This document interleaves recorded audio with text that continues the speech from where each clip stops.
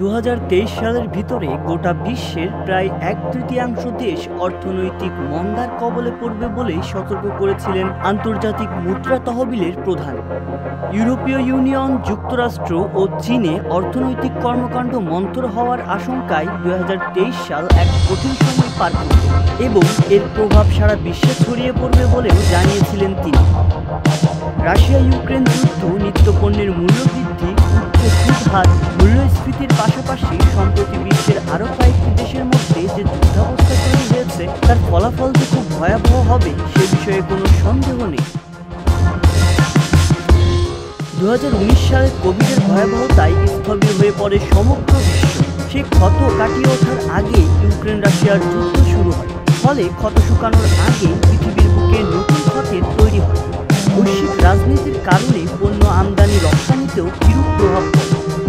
পণ্য সংকট ও পরিবহনের খরচ বৃদ্ধির কারণে নিত্য প্রয়োজনীয় পণ্যের দামও লাগাম ছাড়া হয়ে গেছে। মধ্যপ্রাচ্যের সংঘাতে বৈশ্বিক অর্থনীতিতে মন্দার ঝুঁকি বাড়ছে। এর মধ্যে ইউরোপ ও এশিয়ার বাজারে ছড়িয়ে পড়েছে এর প্রভাব। মধ্যপ্রাচ্যে একদিকে রয়েছে ইরান ও সৌদি আরবের মতো জ্বালানি তেলের উৎস, অন্যদিকে হরমুজ প্রণালী, বাব এল মানদেব প্রণালী ও সুয়েজ খালের মতো সংযোগ পথ। আবার বৈশ্বিক এলএনজি সরবরাহের বড় অংশ এখান থেকেই যায়।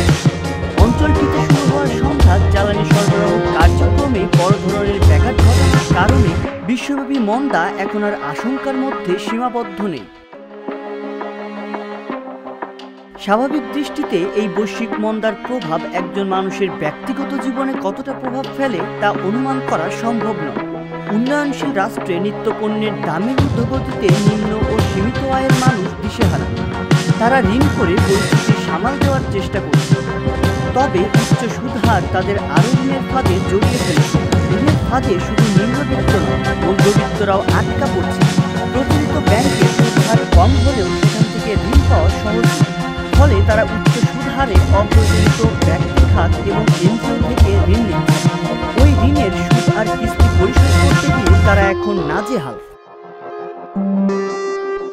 সাম্প্রতিক সময়ে ঋণের চাপে জর্জরিত হয়ে পড়া মানুষের আত্মহত্যার ঘটনা বেড়েই চলেছে। আত্মহত্যার কারণ হিসেবে যেসব তথ্য উঠে আসে সেসব ঘটনা যতটা নির্মম ঠিক ততটাই হৃদয় বিদারক।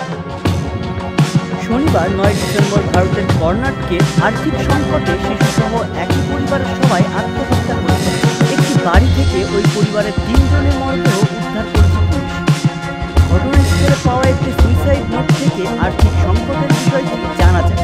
এর আগে গুজরাটে এক পরিবারের 7 সদস্যের আত্মহত্যার ঘটনাও বেশ চাঞ্চল্য তৈরি করেছিল। মৃত্যুর আগে তারাও লিখে রেখে যান একটি সুইসাইড নোট, যেখানে আর্থিক সংকটের কথাই উল্লেখ ছিল। দেশের বাইরে যেখানে অর্থনৈতিক দৈন্যতার কারণে এমন অবস্থা, সেখানে দেশের ভিতরের চিত্র যে আরও ভয়াবহ হবে তা সহজেই অনুমেয়।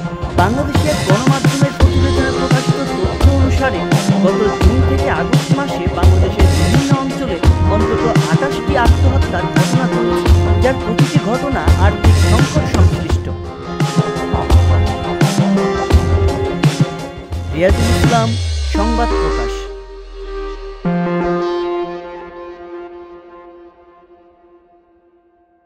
সংবাদ, ফিচার ও অনুষ্ঠানের জন্য ভিজিট করুন সংবাদ প্রকাশের ওয়েবসাইট এবং যুক্ত থাকুন ফেসবুক পেজ ও ইউটিউব চ্যানেলের সঙ্গে।